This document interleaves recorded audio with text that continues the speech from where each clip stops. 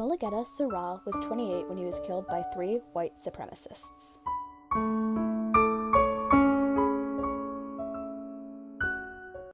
It's November 12, 1989, Portland, Oregon.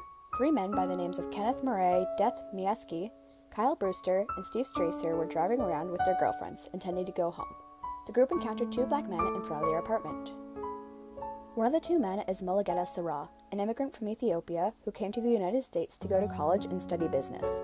The 3 white supremacists had been a part of the East Side White Pride and the White Aryan Resistance. The 3 beat Seraw with a bat and left him in a pool of his own blood.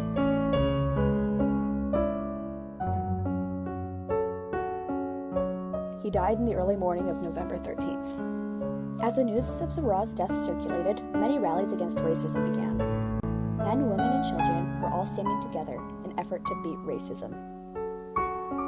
His killers had been given very lenient sentences, especially given the crime they'd committed. Mieski admitted that he, Brewer, and Stracer killed Seraw because of his race. He was given a life sentence, his conviction happening 2 years after the murder, and died in prison in 2011 at the age of 45. Brewer and Stracer were both charged with manslaughter and assault. Stracer served 11 years in jail. He was released in 1999 and remained on parole. Brewster was released in November 2002, but 4 years later he violated his parole and was sent back to jail. If you want to look for parallels between the novel To Kill a Mockingbird by Harper Lee and the real world, you mustn't look any further than Mulugeta Seraw's murder.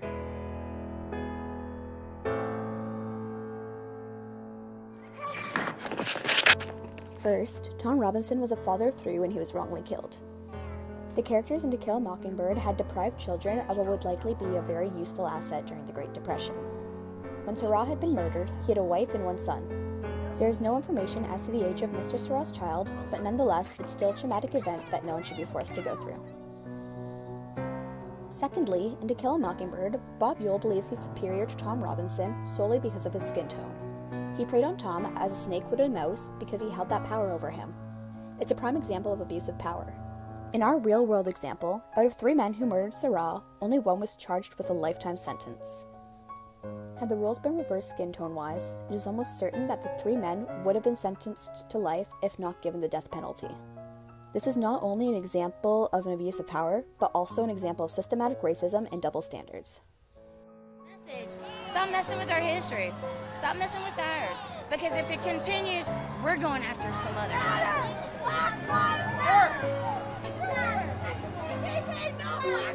It is so moving to see all of these people out here. We are a community that is very diverse. These people who are trying to invade our town, they don't have any business being here. And we just wanted to come together, stand together as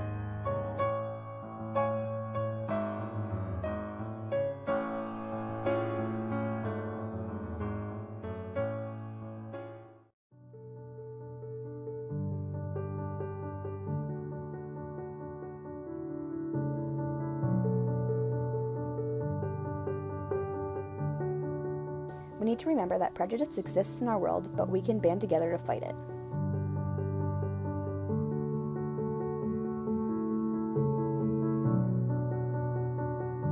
Jaidan and I stand against racism. I stand against racism. I stand against racism.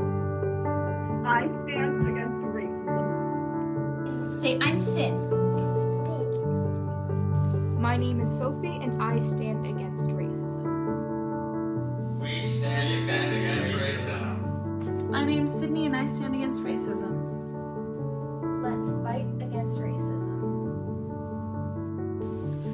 I stand against racism. We're against racism. My name is Lena and I stand against racism. My name's Nathan, and racism is whack. My name's Elliot, and I stand against racism.